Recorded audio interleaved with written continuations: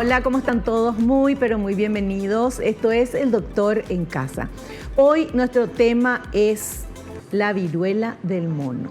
Cómo disminuir el riesgo de propagación, pero sobre todo queremos conocer un poquito más sobre este tema, si ya hay en Paraguay, si sabemos que hay en los países limítrofes, qué podemos hacer, cómo evitar el riesgo de propagación y cómo podemos hacer algún tipo de prevención. Vamos a ver esta placa, señor director, por favor, que dice que la viruela símica o viruela del mono es una enfermedad provocada por un virus transmitido de animales a personas y que se puede propagar de persona a persona. Desde 1970 se han localizado casos en personas en 11 países de África. En el 2022, la OMS emitió una alerta a raíz de la rápida transmisión de la enfermedad. En el 2023 se dio de baja, ya que se consideró que se logró contener la propagación de manera efectiva.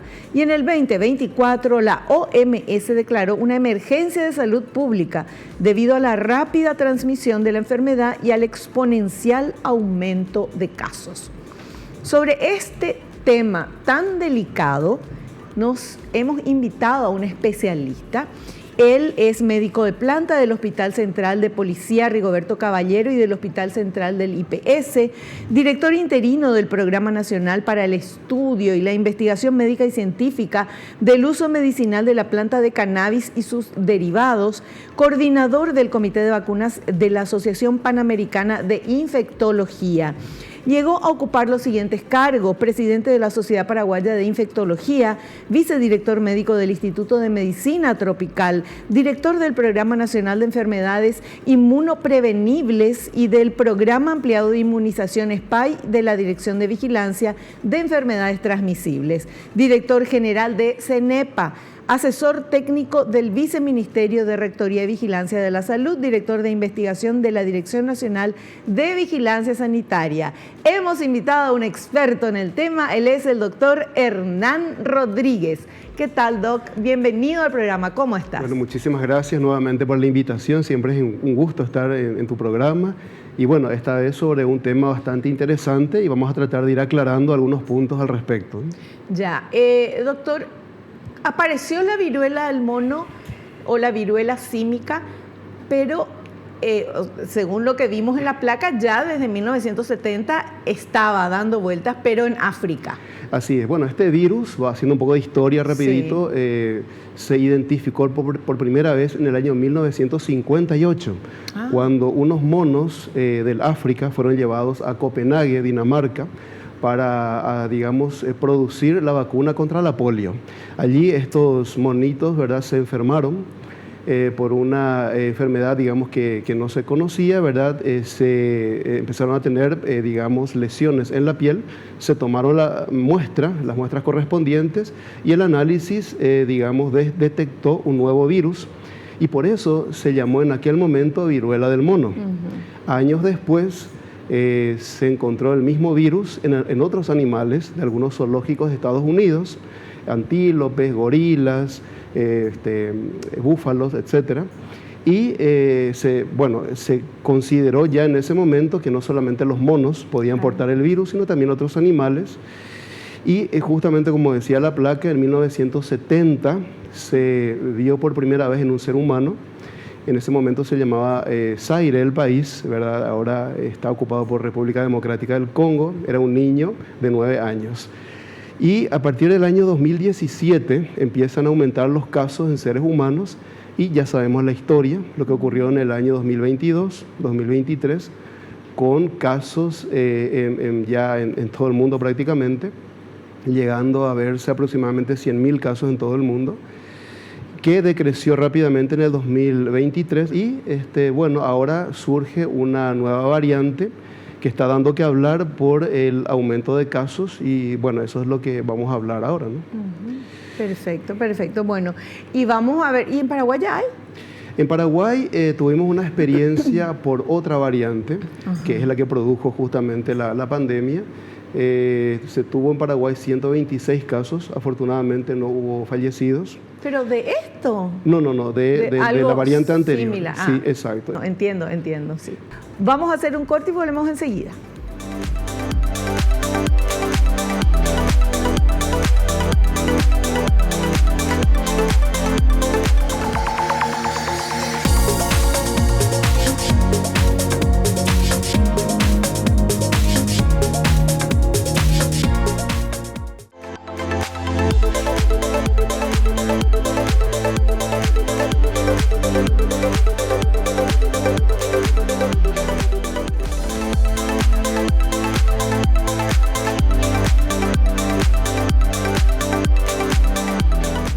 Seguimos charlando con nuestro invitado, el doctor Hernán Rodríguez. Nuestro tema, el Mpox o viruela del mono, viruela símica.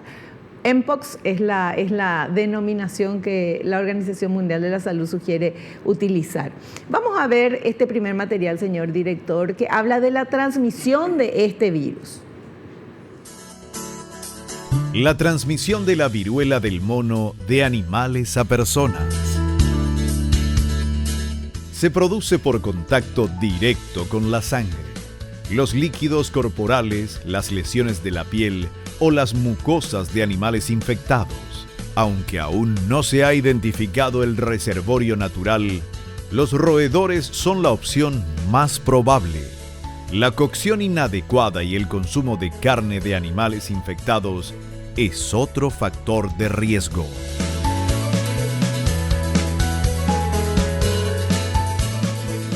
Es una placa muy interesante porque esta enfermedad es considerada una zoonosis. Una zoonosis, vamos a recordar, es una enfermedad producida por un microorganismo que puede ser transmitido de animales a seres humanos. Entonces, como este virus puede darse de esa manera, siempre hay que buscar qué animales pueden estar portando el virus. Como bien se dice, ¿verdad? Se considera que hay ciertos roedores, sobre todo en África, que pueden portar habitualmente el virus. Y estos animalitos, ¿verdad? A veces son objeto de consumo, es decir, en esas zonas entonces se manipulan los animales y bueno, de esa manera se transmite al ser humano. Pero ahí decía que hasta por carne, comiendo carne. Si la carne no está bien cocinada. No está bien cocinada. Exacto, de esos animales, exacto. Sí. ¿Y tocándole al animal también? Por supuesto, por un contacto estrecho, que es lo que ocurre cuando se manipula, se faena, digamos, un animal. Entonces se tiene contacto con los fluidos, con la sangre, ¿verdad? Y otros fluidos, a través de los cuales se puede transmitir el virus, ¿verdad? Justamente esa es una realidad que hay que tener en cuenta, ¿verdad? Los reservorios o los animales que pueden tener el virus. Y la otra realidad que justamente, vuelvo a repetir, nos convoca, digamos, a las conversaciones sobre el tema, es la capacidad que tiene el virus de mutar, es decir, de sufrir una mutación. Recordando que la palabra mutación significa que el material genético del virus se modifica y eso produce, repercute, genera un cambio también en la estructura del virus. Ese cambio en la estructura del virus hace, para hablar en forma pragmática, ¿verdad?, hace que el virus sea más agresivo, menos agresivo, o más fácilmente o menos fácilmente transmisible de una persona o un animal a otro. Entonces, esos cambios, esas mutaciones son fenómenos naturales. Todos los seres vivos tenemos mutaciones y son, digamos, aleatorios, o sea, al azar. Puede generarse de una manera que haga que cambie de una u otra forma el comportamiento del virus en este caso. Perfecto. Bueno, y vamos a ver, por favor, el otro material que habla justamente de este contagio al ser humano.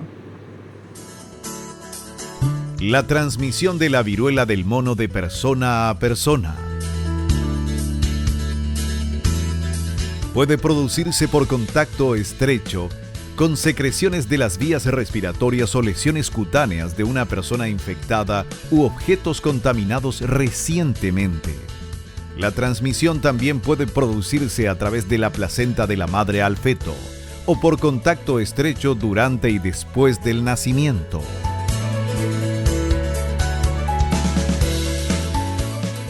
Bien, es importante recalcar que para comenzar a hablar sobre la transmisión del virus, en este caso hablaremos de persona a persona, lo primero que debemos saber es dónde está el virus, en qué fluidos. Y como bien se menciona, voy a empezar diciendo que el fluido que más cantidad de virus tiene son las que están contenidas en las lesiones de la piel. Ahí es donde hay más cantidad de virus. También se considera que está presente, como bien se menciona, en la saliva, en las secreciones respiratorias, también eventualmente en secreciones genitales, en el semen, secreción vaginal, etc. De tal forma que el contacto estrecho facilita ese paso del virus de una persona a otra. Entonces, a partir de ahí también la pregunta que ya se me suele hacer realizar es la transmisión de la madre al niño. Y empezando desde el embarazo, es una posibilidad. De hecho, una mujer embarazada que se enferma con esta enfermedad, Mpox, puede, digamos, producir una afectación en el embarazo. Inclusive puede haber lo que llamamos abortos espontáneos, o sea, pérdidas espontáneas o complicaciones en general. Así también se sabe que la leche materna contiene el virus.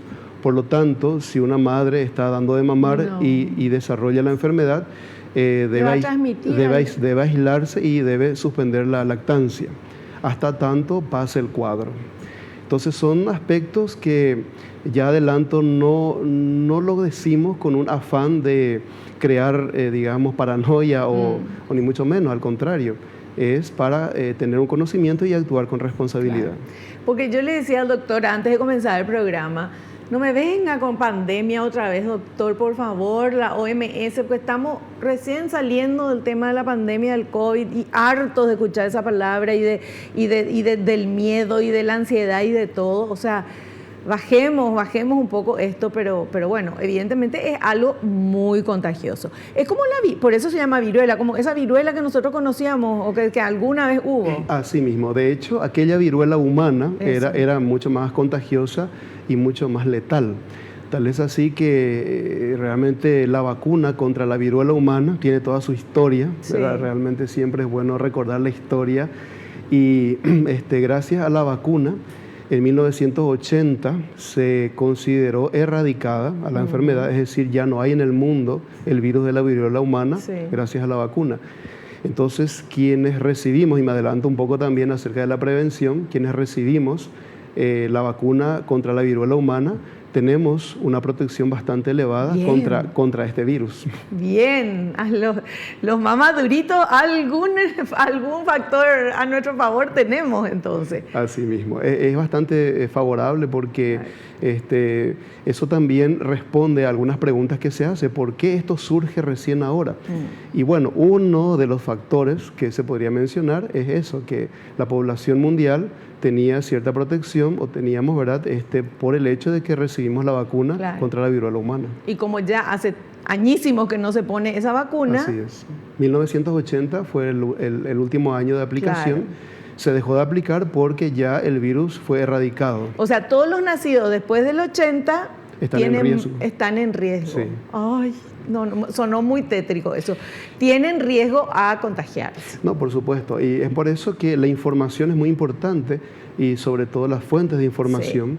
Y para eso estamos, ¿verdad? Para poder brindar esa información. ¿Y si le ponemos la vacuna a la viruela a todo el mundo ahora? De hecho ya se desarrolló la vacuna contra la Mpox, ¿verdad? Sí. Contra esta viruela.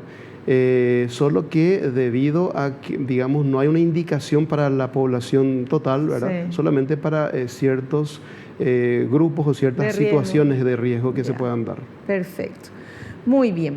Nosotros hacemos un cortecito y si le ponemos la vacuna a todo el mundo, dije yo, perdón, ¿quién soy? Yo pregunto nomás. Bueno, hacemos un corte y volvemos ya.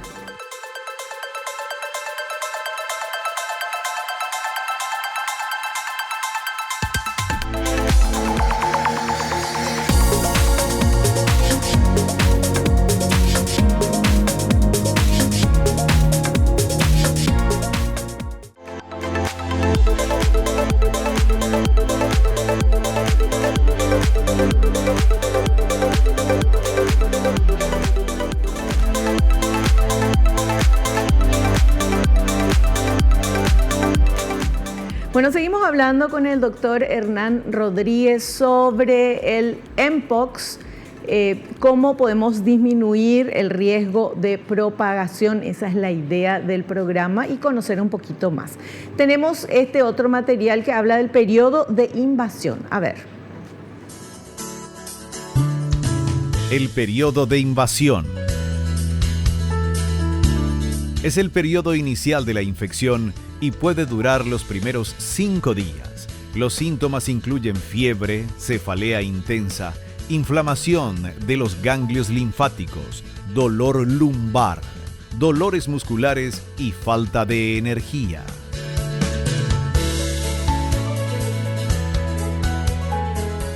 Así es, como estuvimos viendo, estos signos y síntomas de este periodo, que generalmente dura entre 2 a 5 días, son signos y síntomas inespecíficos. Pero antes de hablar del periodo de invasión, quisiera mencionar el periodo de incubación, que es el tiempo que tarda entre el ingreso del virus al cuerpo y el inicio de los síntomas. Ese periodo puede ir hasta 21 días, va entre 5 a 21 días más o menos. Eso quiere decir que si eventualmente una persona estuvo expuesta al virus y ya pasó 21 días y no se enfermó, quiere decir que no hubo contagio o estaba protegido ya, ¿verdad? Tenía, digamos, inmunidad contra el virus. Entonces es muy importante tener en cuenta ese aspecto, el periodo de incubación, 21 días como máximo. Luego comienza lo que vimos, el periodo de invasión, que si viene un paciente y dice: doctor, estoy con fiebre, estoy con dolor de cabeza, me duelen los músculos, me duelen las articulaciones, probablemente yo piense en dengue. Claro. Le hago un análisis, un hemograma, glóbulos blancos normales. Yo diría, bueno, esto puede ser un dengue y me oriento hacia ahí. Es por eso que la vigilancia comienza desde la sospecha del profesional sanitario acerca de la enfermedad que pueda tener el paciente. Pero hay un detalle en el periodo de invasión que es el aumento de tamaño de los ganglios. Eso es importante tener en cuenta al examen físico y al interrogatorio. Entonces, en este periodo de invasión ya se ve que la persona enferma, el paciente, está teniendo ganglios que son bolitas que tenemos todos en diferentes partes del cuerpo, en el cuello, en las axilas, en las ingles. Entonces, observar, examinar eso de tal forma que, digamos, si se detecta un aumento de tamaño de ganglios, sospechemos con más razón esa posibilidad. Lo mismo, si pasan 5 días y no aparecen las lesiones de la piel, entonces es probable que no se trate del Mpox. Obviamente, no está de más decir, ¿verdad?, que ese examen físico debe hacerse con el equipo de protección. Claro. Hay que usar una bata, guantes, mascarilla, sí, para evitar ese contacto estrecho que pueda generar una transmisión del virus eventualmente.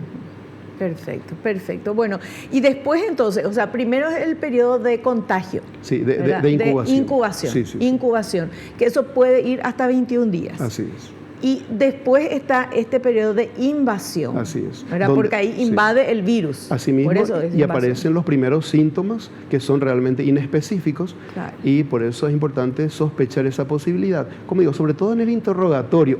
En este momento, debido a que no tenemos casos, digamos, en nuestra comunidad, en nuestro país, no tenemos casos, yeah, ¿verdad? Lo que debemos preguntar es si la persona viajó a los lugares donde hay circulación del virus. ¿Qué es Brasil?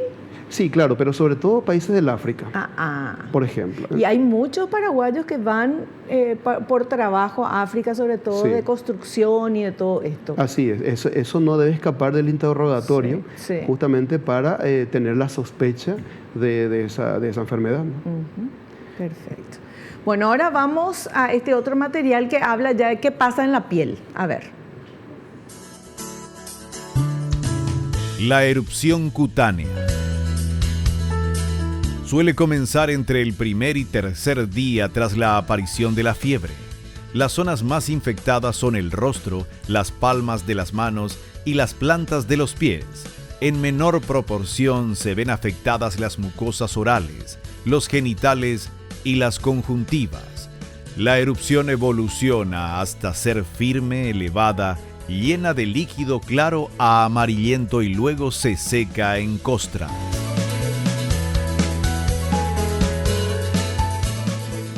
Exacto. Bueno, las primeras lesiones son unas manchitas, lo que llamamos máculas, son manchitas de color rosadito, rojiza, ¿no? Son lesiones rojizas. Luego esas lesiones se sobreelevan. Posteriormente, esa sobreelevación se transforma en vesículas, que normalmente se conoce como ampollitas, que tienen un líquido claro, transparente. Posteriormente, ese líquido claro se convierte en un líquido espeso, turbio, a eso se lo llama pústula, porque parece que tiene un contenido de pus. Luego la pústula se rompe, quedan unas pequeñas llaguitas, unas pequeñas llagas, y finalmente aparecen las costras, que al cabo de unos días caen. Todo ese proceso dura más o menos entre 14 y 28 días, o sea, un mes aproximadamente.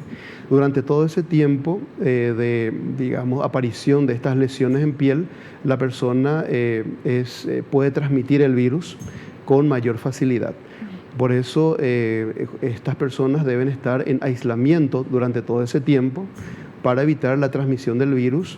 Y en ese sentido debo decir también, debe incluir a las mascotas, porque nosotros hablamos de una zoonosis pensando en la transmisión de los animales al ser humano, ¿verdad?, del virus, pero también no debemos descartar la posibilidad, de hecho... De poder nosotros contagiar a la mascota. Así mismo, claro. Y que después la mascota, claro. Por ejemplo, esa es una posibilidad, claro. Entonces, el aislamiento debería incluir también eso. De hecho, la Organización Mundial de Sanidad Animal, que sería el equivalente a la Organización Mundial de la Salud, emitió un documento, un comunicado al respecto, recomendando ese detalle al realizarse el aislamiento. Perfecto. Bueno, y ahora vamos con este material que explica cómo se realiza el diagnóstico. ¿Cómo se realiza el diagnóstico? Se deberán tener en cuenta los signos que la diferencian de la varicela, el sarampión, las infecciones bacterianas de la piel, la sarna, la sífilis y las alergias medicamentosas. La inflamación de los ganglios linfáticos puede ser una manifestación que ayude a diferenciarla. La prueba que muestra exactitud y sensibilidad es por PCR de las lesiones de la piel. El famoso PCR que ya aprendimos ese nombre, doctor, con la pandemia. Aprendimos la sigla PCR, pero la gente a veces se confunde, porque PCR digamos, el estudio de biología molecular que detecta el material genético del virus se llama reacción en cadena de la polimerasa, PCR. La gente confunde con el otro PCR, claro, que es la proteína C reactiva, que es totalmente otra cosa, exacto. De todas formas, sí, el diagnóstico por PCR, que es un estudio de biología molecular, permite detectar el material genético del virus y confirmar el diagnóstico. Generalmente la muestra se toma de las lesiones de piel porque ahí hay más cantidad de virus. Eso recontagia, lo que está dentro de la ampollita. Totalmente. Por eso desde la persona que colecta la muestra hasta el bioquímico o el biólogo que realiza el estudio debe guardar todas las precauciones de bioseguridad para evitar el contagio o la transmisión del virus. Entonces, si bien se menciona que el virus también se puede aislar de la boca, ¿verdad?, un hisopado de la garganta y otros fluidos, preferentemente se debe tomar de las lesiones, o mejor dicho, del fluido que tiene las lesiones, ya sea en estado de ampolla o vesícula, ya sea en estado de pústula o de las llagas que produce. Si ya está en estado de costra, se retira la costra y se toma la muestra del área que está por debajo de la costra. Entonces, esa es la manera en la cual se realiza el diagnóstico, y Paraguay tiene los reactivos, tiene el método, justamente, preferentemente el laboratorio de referencia es el Laboratorio Central de Salud Pública, del Ministerio de Salud Pública. Perfecto. Bueno, entonces ahí está cómo se realiza el diagnóstico, y todos tenemos que estar tranquilos. En Paraguay no hay, pero tenemos que cuidarnos, ¿verdad? ¿En qué países cercanos, limítrofes, ya hay el mpox o viruela del mono? Bueno, de hecho, Este virus como tal, ¿verdad? El Mpox, no esta variante, pero la variante anterior todavía está circulando. De hecho, por citar un dato, en junio de 2024 se encontraron alrededor de 150 casos confirmados. ¿Acá? En América, en las Américas. En las y en Europa, más o menos 100 casos. Estoy hablando de junio de 2024. Entonces, la variante anterior... Pero que lo mismo es peligroso. No, lógico, siempre hay que... Entonces, la vigilancia siempre debe permanecer. Ahora, para hacer el diagnóstico de la nueva variante, también se dispone de otro método laboratorial, se llama secuenciación, que es un método que no solamente detecta el virus, sino también detecta esa variante, que digamos no se está encontrando en nuestro medio, en nuestra región, pero sí en Europa, ¿verdad? Y algunos países del Asia, en muy poca cantidad, ¿verdad? Pero digamos la alerta en primer lugar y la emergencia de salud pública de interés internacional emitida por la Organización Mundial de la Salud se realizó debido a que en el África hubo un aumento inusitado de casos, en primer lugar. Y en segundo lugar, que la población afectada, a diferencia de la variante anterior, que preferentemente se trataba de adultos jóvenes, en promedio entre 20 a 44 años, la población con la nueva variante se incrementa afectando a niños. Entonces eso hace pensar que esta mutación o la mutación de esta nueva variante hace que sea más fácil la transmisión de una persona a otra. Claro. Bueno, por eso estamos haciendo el programa, para investigar más, para conocer más y para obviamente hacer todo lo posible para prevenir. Viruela del mono o Mpox. Vamos a hacer un corte y volvemos ya.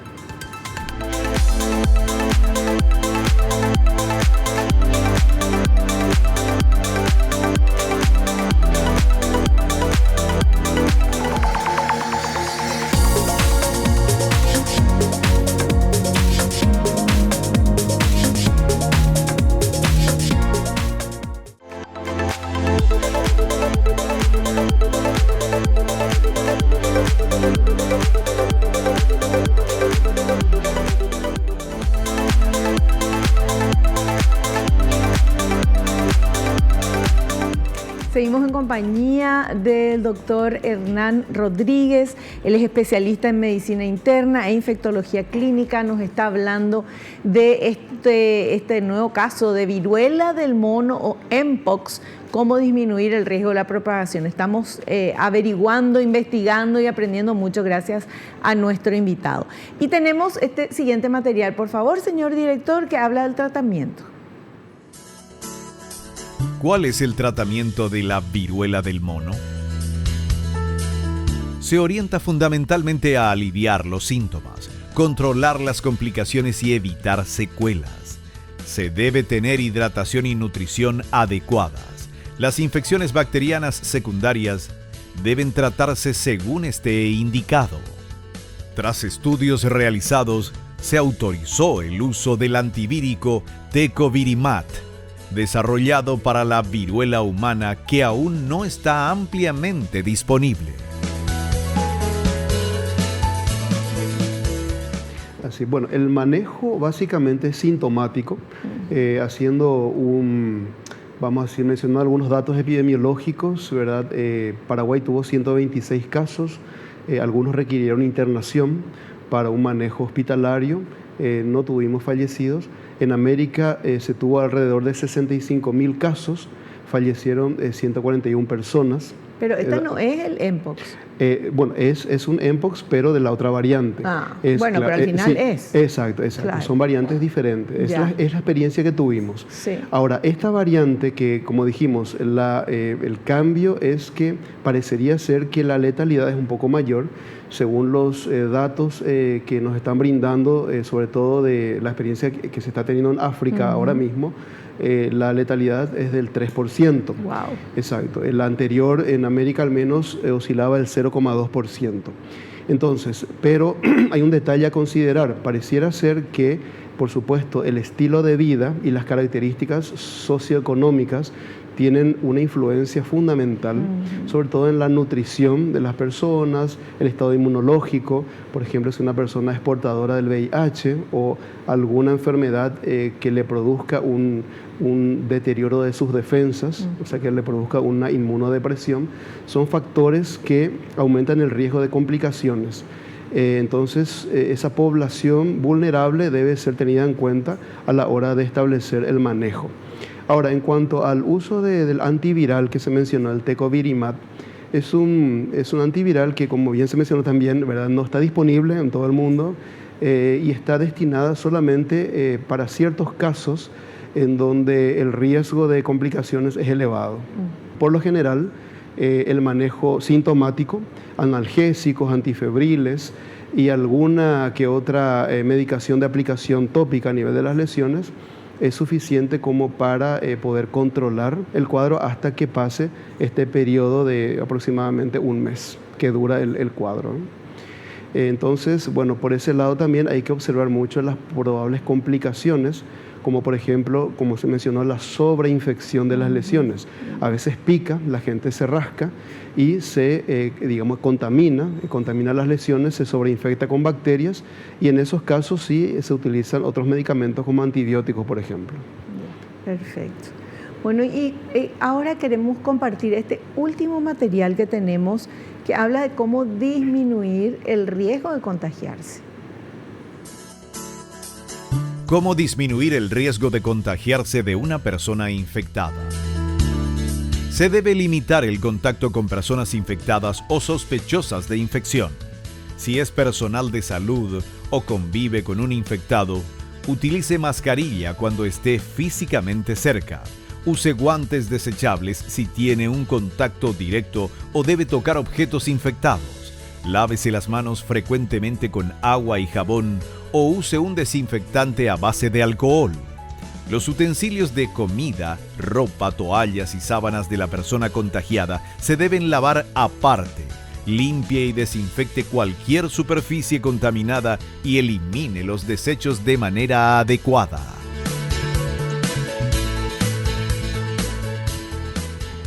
Bien, como dijimos, los virus están en los fluidos que ya mencionamos, ¿verdad? Sobre todo en los fluidos que contienen las lesiones de piel. Entonces, si la persona enferma, requiere un cambio de ropa, ¿verdad? Esa ropa, ya sea ropa individual, la ropa de cama, sábanas, frazadas, fundas, etcétera, o cualquier objeto que haya sido utilizado, debe ser, como bien se mencionó, lavada aparte. Afortunadamente, este virus, con agua y jabón, a través de la limpieza y con desinfectantes comunes, el alcohol, por ejemplo, ¿verdad?, con eso es suficiente para eliminar el virus. Y me preguntan también cuánto tiempo permanece en los fómites, o sea, en cualquier objeto que esté contaminado. Y algunos dicen horas, otros dicen días. Así que desde el punto de vista práctico, lo que hay que tener en cuenta más bien son las maneras o la forma en la cual se desinfecta o se elimina esos virus que están en los fluidos, claro, que estén contaminando tanto la ropa como ciertos objetos. Así que es muy importante tener en cuenta ese detalle y mantener, ¿verdad?, lo que ya hemos aprendido con COVID, ¿verdad?, sí, que es el lavado de manos, agua y jabón, el uso de mascarillas sobre todo, porque estas gotitas, ¿verdad?, que salen de las lesiones pueden tener contacto con nuestra piel o nuestras mucosas, la boca, los ojos, etcétera, y producir así una transmisión del virus. Bueno, es interesantísimo todo lo que nos decís, pero evidentemente, ¿cómo prevenir cualquier tipo de virus? Es tratando de la higiene absoluta, que ya somos expertos en eso, ¿verdad?, después del COVID. Y bueno, volver a eso. Todavía no tenemos el Mpox en esta variante más letal, pero sí hay circulación de la variante anterior. Así mismo, ¿eh? Ya. Y bueno, la vigilancia, como dije anteriormente, comienza con la sospecha. Entonces, tanto a nivel de algún profesional sanitario como de la población en general, la sospecha de la posibilidad de tener la enfermedad es el inicio de la vigilancia Y en ese sentido, la vigilancia se traduce en la cantidad de casos sospechosos que se pueda notificar. Ejemplo, en lo que va del año, en el primer semestre de 2024 aproximadamente se tuvieron 7 casos sospechosos, todos descartados, pero se sospechó y eso es lo importante. No, y eso es lo bueno, ¿verdad? Así Porque es. Estar atento y alerta. Así mismo. No entrar en pánico ni estar con paranoia, al contrario, es estar expectante y confirmar o descartar en caso de que se presente. Claro. Doctor, acá en nuestro país, los médicos que están en diferentes lugares del país, ¿tienen conocimiento de todo esto? Claro. De hecho, desde el Ministerio de Salud y las sociedades científicas se están elaborando y están difundiendo materiales técnicos tanto para los profesionales sanitarios como para la población en general, a fin de, repito, digamos, fortalecer la vigilancia y diagnosticar precozmente en caso de que se presente. Así que eso es así, no solamente para el mpox, sino también para otras enfermedades que puede, digamos, instalarse en nuestro medio. Claro. O sea, haciendo un resumen, la viruela del mono o el mpox, esta variante que está ahora, que por eso estamos hablando, no tenemos en Paraguay. Así es, no hay en Paraguay. Pero sí la variante anterior, que es menos letal, pero lo mismo es una viruela. Sí, de hecho en Paraguay, en lo que va del 2024, no tuvimos casos ni de la variante anterior, ¿verdad? Conste que se hace la vigilancia. Pero sí, en las Américas, en lo que va, digamos, de un mes de junio de 2024, más o menos 150 casos se confirmaron. Claro, y con la facilidad que hay hoy en día de viajar, de poder estar hoy acá y mañana en África, en cualquier lugar del mundo, obviamente por eso es que se expande tanto también este tipo de virus. Así es, la globalización que estamos experimentando en los últimos tiempos permite exponerse, por decirlo así, más todavía el turismo. Hoy en día también se abre para lugares exóticos y también la deforestación permite que enfermedades que anteriormente eran, digamos, exclusivos de áreas selváticas, áreas boscosas, también pase a las áreas urbanas, sobre todo cuando, digamos, existen trabajadores que se encuentran en esos lugares y luego van al área urbana. Por eso hay una serie de fenómenos y otros más que, digamos, crean un escenario diferente a lo que era antes. Perfecto. Bueno, doctor, creo que quedó súper claro todo esto. Nosotros tenemos que hacer un pequeño corte. A la vuelta vamos a estar con las consultas porque mucha gente tiene muchas preguntas para nuestro invitado. Entonces, hacemos un cortecito y volvemos ya.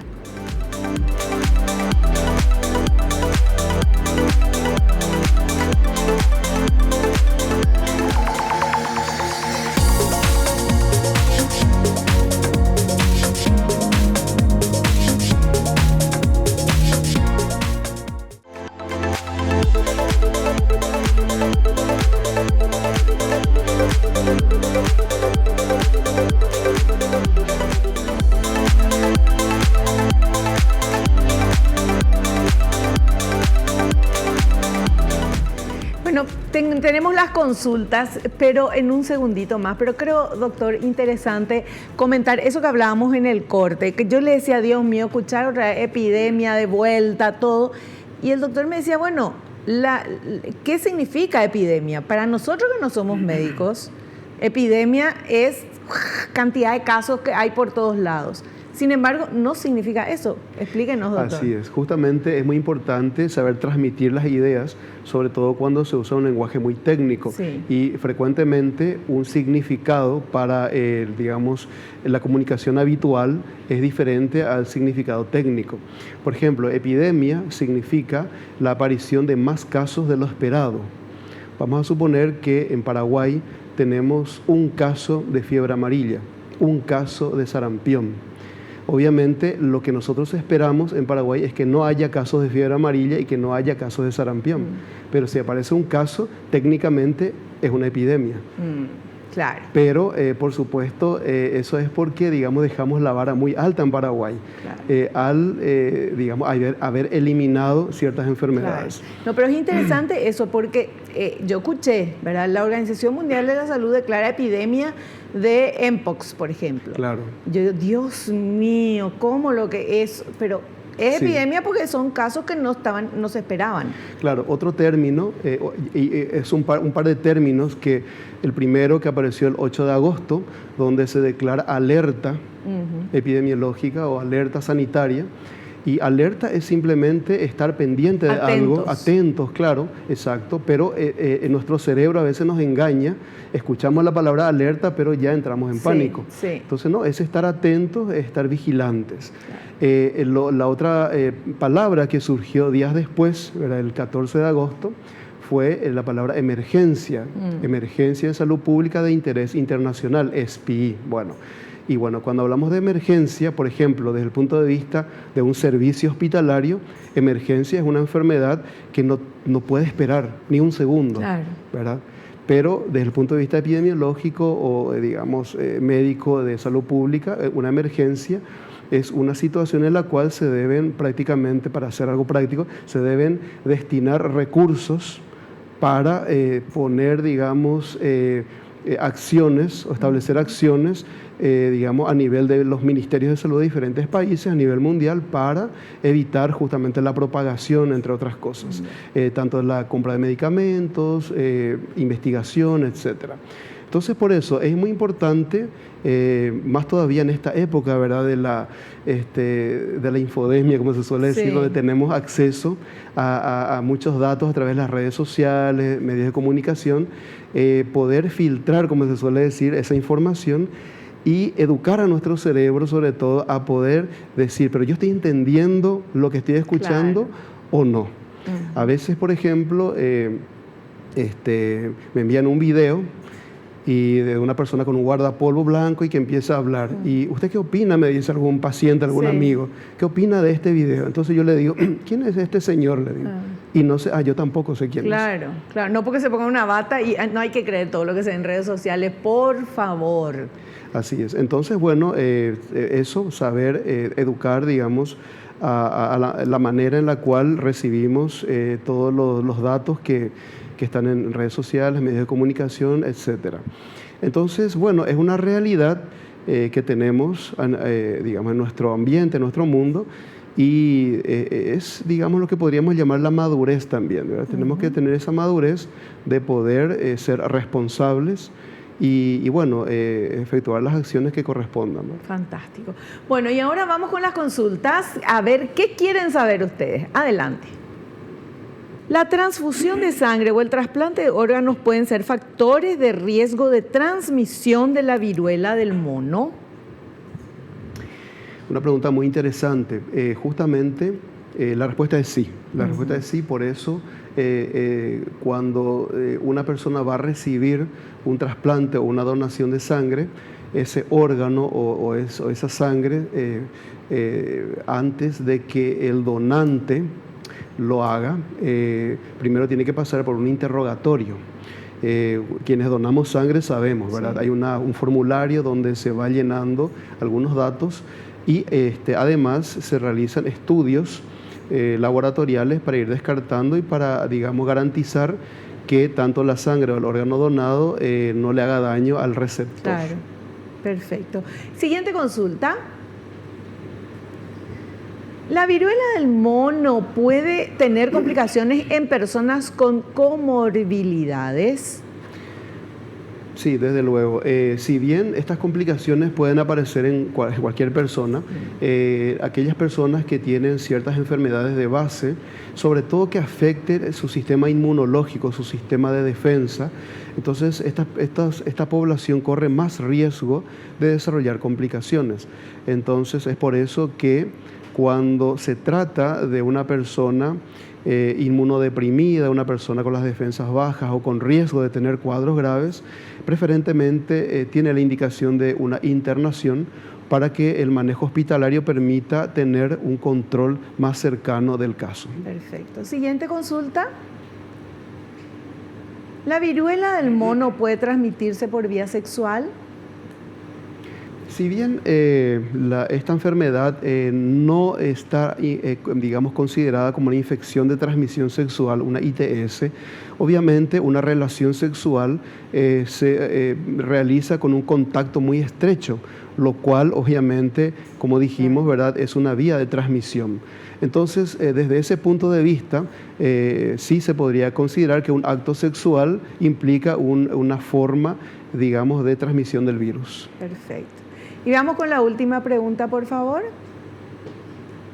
¿Las lesiones en la piel por la viruela del mono se pueden confundir con otra enfermedad? Excelente pregunta.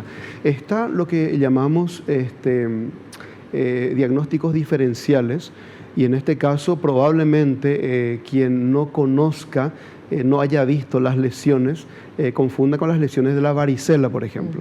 La varicela sí es una enfermedad que solemos tener de tanto en tanto. Por lo general hay experiencia, algunos tuvimos varicela, entonces sí hay que siempre hacer los diagnósticos diferenciales. Otra enfermedad que puede generar una confusión, hay una enfermedad llamada enfermedad boca-pie-mano o mano-pie-boca, ¿verdad?, que es producido por un microorganismo llamado Coxsackie. Sífilis, la sífilis secundaria, que da lesiones. Boca, pie, mano, porque sí, sale en la boca, en el pie y en la mano. Preferentemente, así mismo, se suele ver más en niños, ocasionalmente en adultos, y son lesiones de piel, ¿verdad?, que se caracterizan por una apariencia, digamos, que podría eventualmente confundir. Ya, perfecto. Doctor, realmente nos contaste y nos explicaste muy bien, y sobre todo bajando todos los términos a que podamos entender el tema emergencia, el tema pandemia, por ejemplo. No nos olvidemos, porque a nosotros nos suena así como que está todo el mundo, y pandemia es un caso cuando no se esperaba ninguno.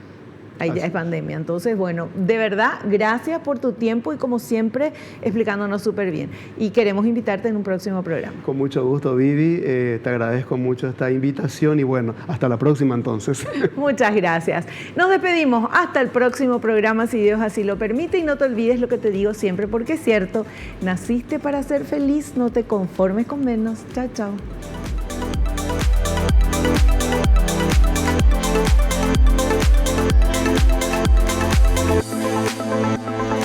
La revista El Doctor en Casa presentó su programa El Doctor en Casa TV. Fue una realización de Alicante.